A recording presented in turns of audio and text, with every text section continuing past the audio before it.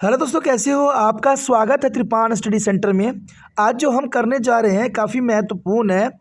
Class 10वीं CBSE NCERT के अंतर्गत एमसीक्यू जो यहाँ पर रहेगा सोशल साइंस का, ज्योग्राफी का चैप्टर जो है वाटर रिसोर्सेज यानी जल संसाधन।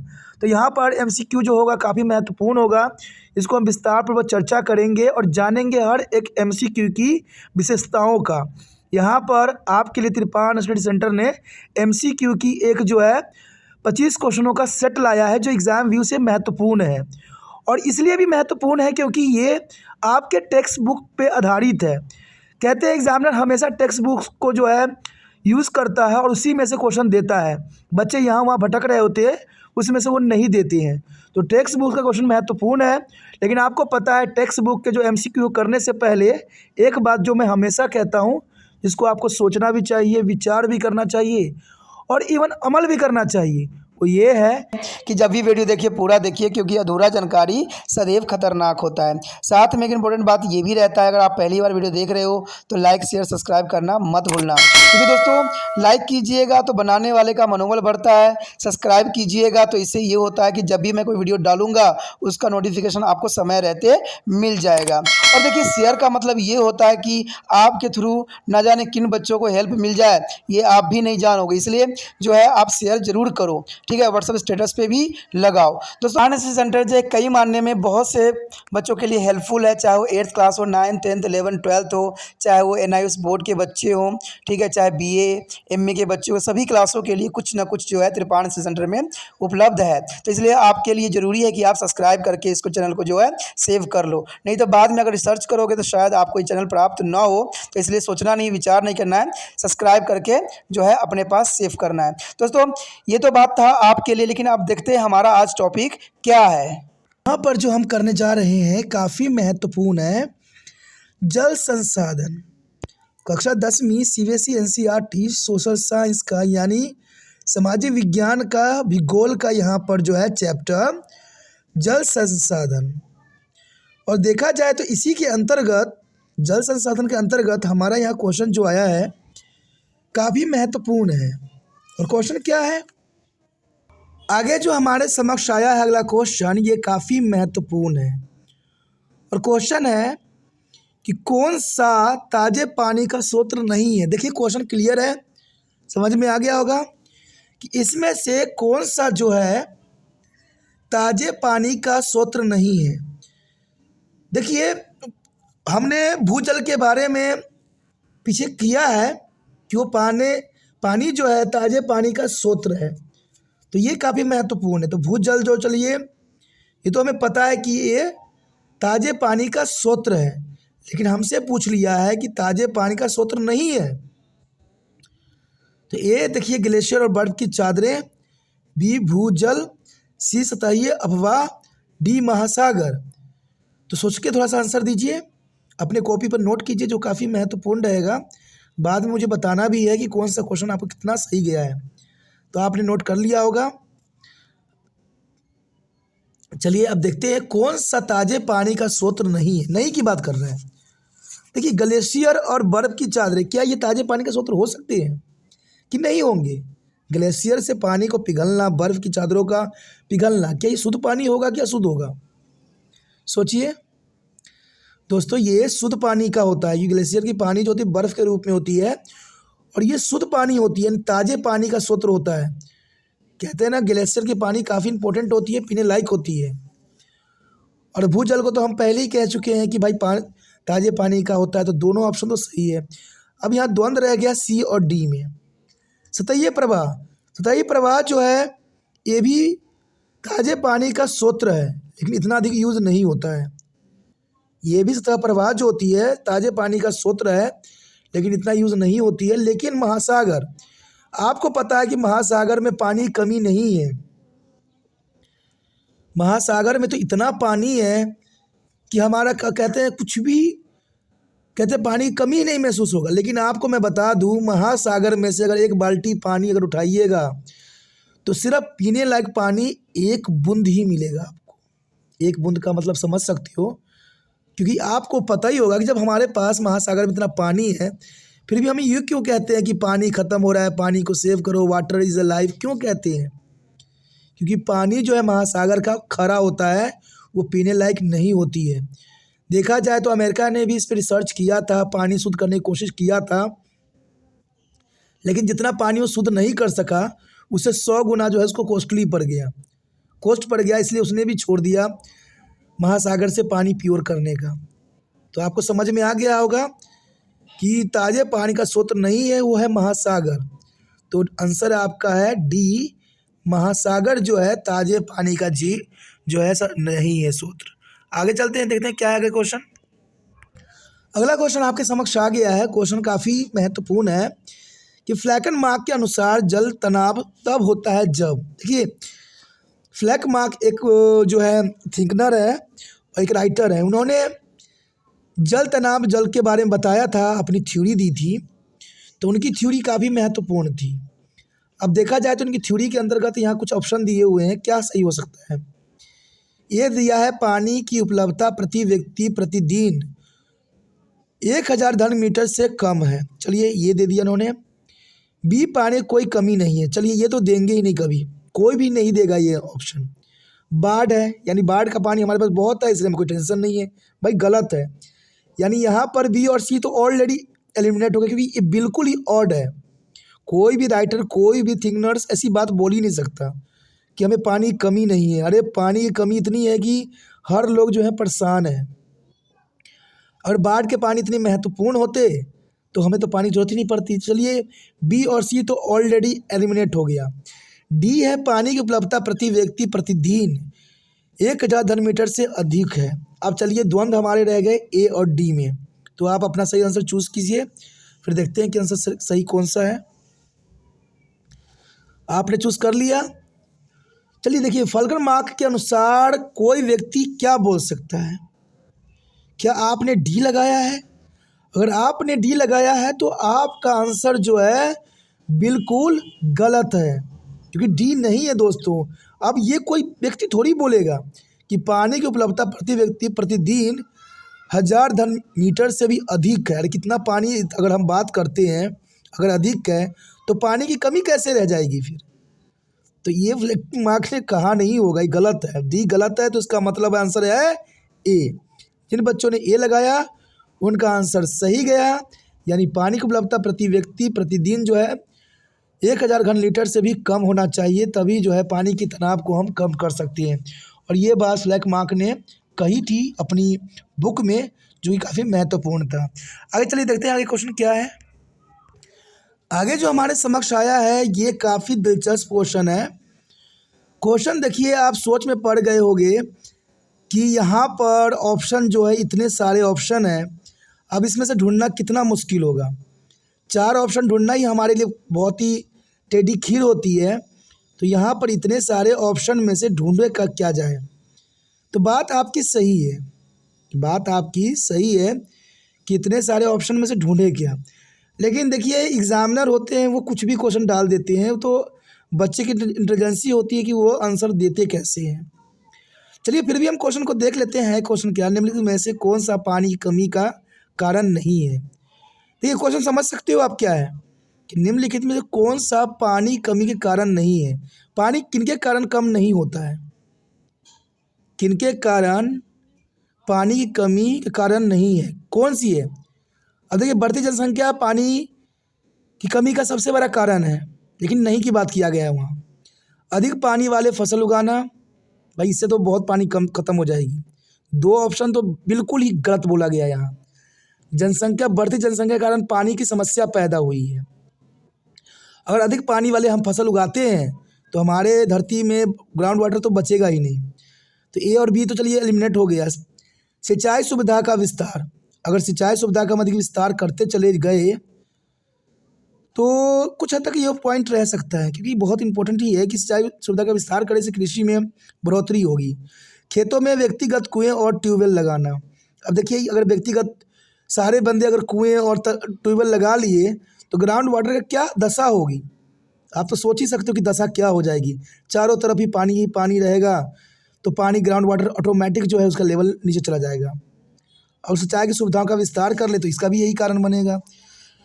तो यहाँ देखा जाए तो ए बी सी डी सारे एलिमिनेट हो चुके हैं, क्योंकि सब गलत बात बता रहे हैं। बढ़ती जनसंख्या सबसे बड़ा कारण बनती है। पानी वाले फसल अधिक उगाओगे तो पानी की कमी तो होगी होगी। सिंचाई सुविधा का विस्तार करोगे फिर भी पानी की कमी होगी होगी। खेतों में व्यक्तिगत कुएं और ट्यूबवेल हर व्यक्ति लगा दे व्यक्तिगत, तो पानी की समस्या तो और खड़ी हो जाएगी। ग्राउंड वाटर डायरेक्ट नीचे चला जाएगा। अब द्वंद्व हमारे समक्ष रह गया EFG में, यानी जल संचरण तकनीक के द्वारा।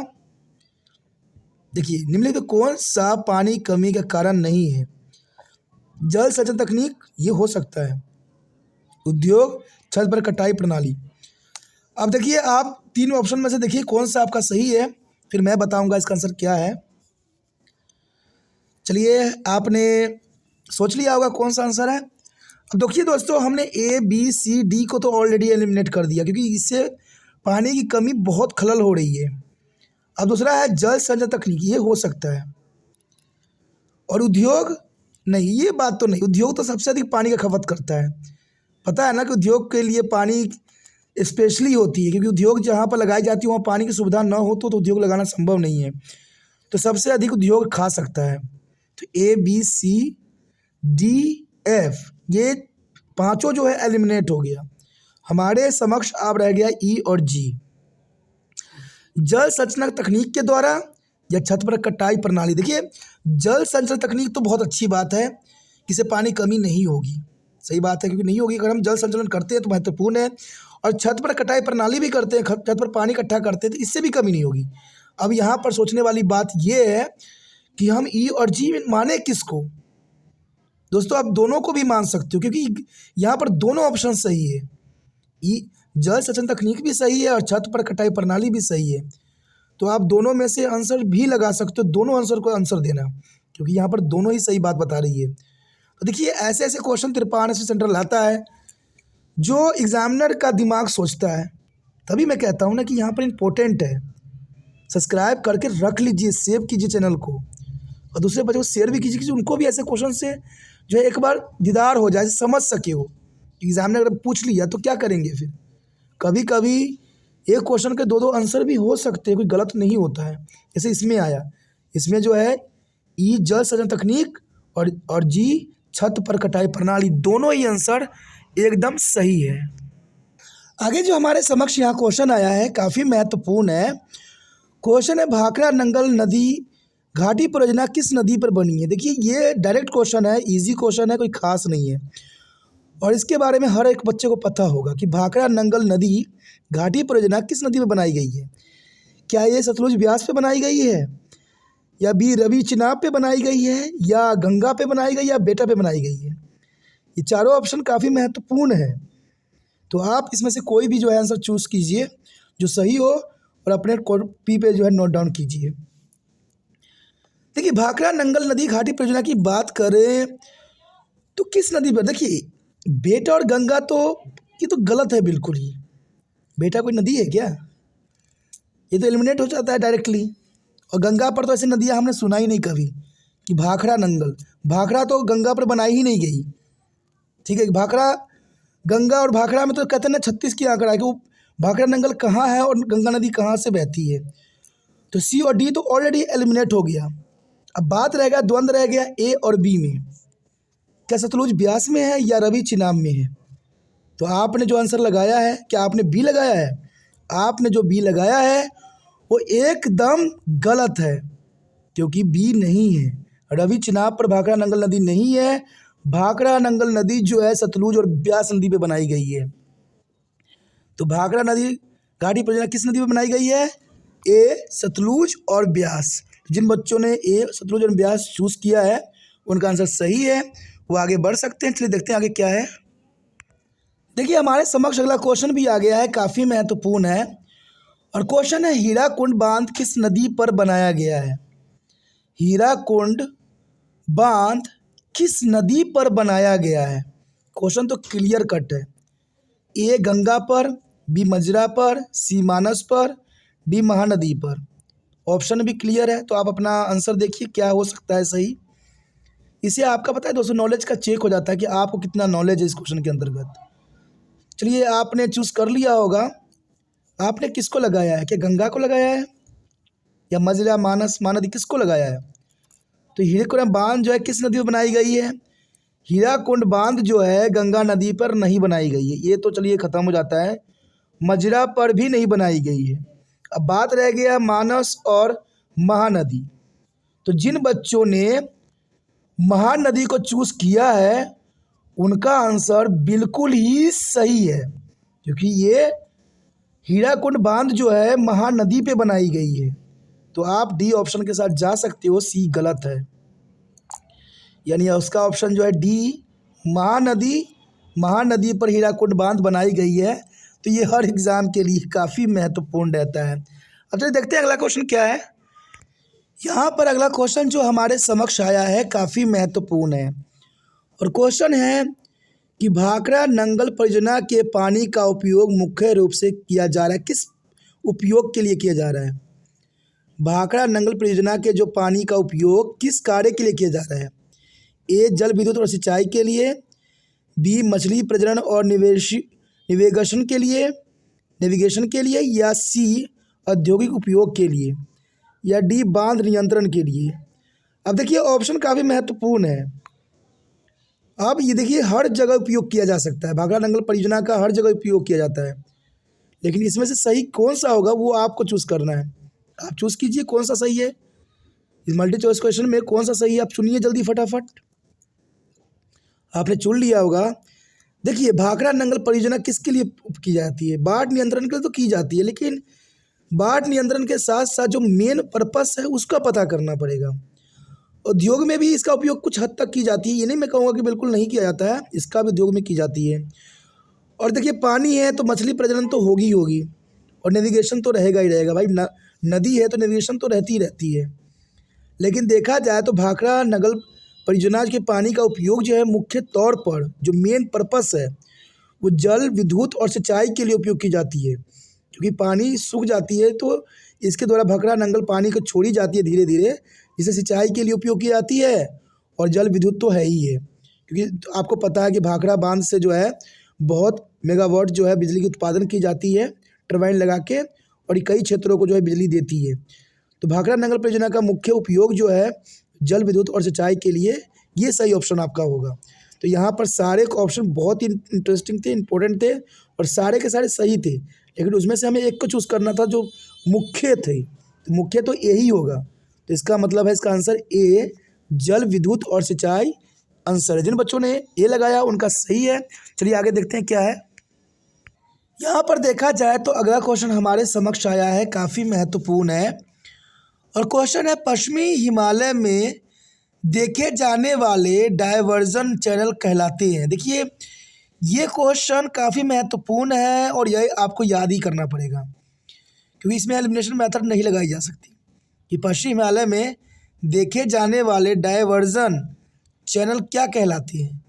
कैसे गुल्स या कुल्स कहते हैं, खादीन कहते हैं, जोहार कहते हैं, या पुण्यवरण गड्ढे कहते हैं? तो आपको मैंने पहले ही कह दिया कि इसको आपको दिमाग में रखना पड़ेगा कि पश्चिम हिमालय में देखे जाने वाले डायवर्जन चैनल को क्या कहते हैं। ठीक है, चलिए मुझे तो पता है कि इसको क्या कहते हैं, आप थोड़ा सा अपनी इंटेलिजेंसी लगाइए और देखिए क्या हो सकता है इसका आंसर, और अपने नोटबुक पे इसको नोट भी आपने करना है। तो आपने सोच लिया होगा, नोट भी कर लिया होगा। देखिए पश्चिमी हिमालय में देखे जाने वाले डायवर्जन चैनल को हम गुल्स या कुल कहते हैं। मैं डायरेक्ट इसलिए आंसर इसका बता रहा हूँ क्योंकि इसका यहाँ तुक्का नहीं लगाई जा सकती, एलिमिनेट नहीं की जा सकती, यहाँ पर नॉलेज होना चाहिए। गुल्स या कुल कहीं आप पढ़े होगे तभी आपको नॉलेज रहेगा कि पश्चिम हिमालय में देखे जाने वाले डायवर्जन चैनल को हम गुल या कुल कहते हैं। अब इसके अंतर्गत कई क्वेश्चन होंगे तो आपको समझना पड़ेगा सही से। चलिए देखते हैं अगला क्वेश्चन हमारे समक्ष क्या आता है। यहाँ पर देखिए हमारे समक्ष क्वेश्चन आ गया है, काफ़ी महत्वपूर्ण है, और क्वेश्चन है कृषि क्षेत्र जिनका उपयोग वर्षा आधारित भंडारण संरचनाओं के रूप में किया जाता है क्या कहलाता है? अब क्वेश्चन समझ में आपको आया होगा। कृषि क्षेत्र जिनका उपयोग वर्षा आधारित भंडारण संरचनाओं के लिए किया जाता है, जो हम पानी का भंडारण करते हैं कृषि के लिए, आखिर उसको कहते क्या है? क्या उसे कुल्स कहते हैं, या खादीन जोहर कहते हैं, या सी पुण्य भरण गड्ढे कहते हैं, या इनमें से तीनों ऑप्शन में से कोई भी सही नहीं है? ये आपको चूज करना है, आप दिमाग लगाइए क्या कह This सकते हैं। topic was देखिए, till अगर आप this. थोड़ा दिमाग लगाइए, We आपने will लिख be लिया होगा do आंसर, चलो their कोई नहीं, मैं next समझाने की topic कोशिश in the कर रहा हूँ। next part. If you like it, कुल then तो हमें अभी please कुछ देर पहले ही like, क्वेश्चन share, किया था, तो subscribe, इसका and मतलब share पता the है मुझे video चला, as ठीक a है, ए तो much एलिमिनेट हो जाएगा। as a possible. अगर ए Do not एलिमिनेट हो things गया subscribe and save in तो your mobile. Thank you. D तो एलिमिनेट नहीं हो सकता, क्योंकि अभी डी का इसमें गलत अलग वर्डिंग दिया हुआ है। पुण्य भरण गड्ढे, ये बात नहीं हो सकती है। क्या बी होगा या डी होगा? उपयोग में से कोई भी नहीं है आंसर सही। तो आपने क्या लगाया था? अगर आपने बी लगाया है तो आपका आंसर जो है कहीं हद तक सही है, क्योंकि खड़ीन जोहर ही है जो वर्षा संग्रह भंडार संरचना के रूप में किए जाते हैं, और इसको हम खड़ीन और जोहार कहते हैं। तो इसका ऑप्शन बी सही है। आप बी के साथ जा सकते हो। जिन बच्चों ने बी लगाया है उनका आंसर सही है, वो आगे अच्छा कर सकते हैं। चलिए देखते हैं आगे क्वेश्चन क्या है। यहाँ पर देख सकते हो अगला क्वेश्चन आपकी स्क्रीन पे आ गया है। काफ़ी महत्वपूर्ण क्वेश्चन लग रहा है कि पीने के लिए वर्षा जल को संग्रहित करने के लिए राजस्थान में देखे जाने वाले भूमिगत टैंकों को क्या कहा जाता है। अब देखिए, ये काफ़ी दिलचस्प क्वेश्चन है This ना, काफ़ी topic इम्पोर्टेंट was भी है till this. कि We will पीने be के लिए do वर्षा their जल next को topic संग्रहित in the करने next के लिए part. राजस्थान में If you like देखे it, जाने then वाले please भूमिगत like, टैंकों share, कहते क्या subscribe, है? and share the video as a क्या उसको much शाखा कहते as a हैं, possible. बी Do खड़ीन not कहते things हैं, subscribe सी तलान and कहते save in हैं, your डी कुल्स mobile. कहते हैं। Thank you. अब देखिए यहाँ पर अगर दिमाग लगाइएगा, पिछले क्वेश्चनों के एनालाइज कीजिएगा, तो डी जो कुल्स है, कुल्स एक चैनल को कहा गया था, ठीक है, तो ये तो खत्म हो जाती है। सी तालाब भी देखा जाए तो खत्म हो जाती है, क्योंकि तालाब अगर तालाब को अगर देखे, तालाब तो हर क्षेत्र में, तो तालाब देखने के लिए उसको टैंक के नाम थोड़ी दिया जा सकता है। ये तो सोचने वाली बात है, समझने वाली बात है।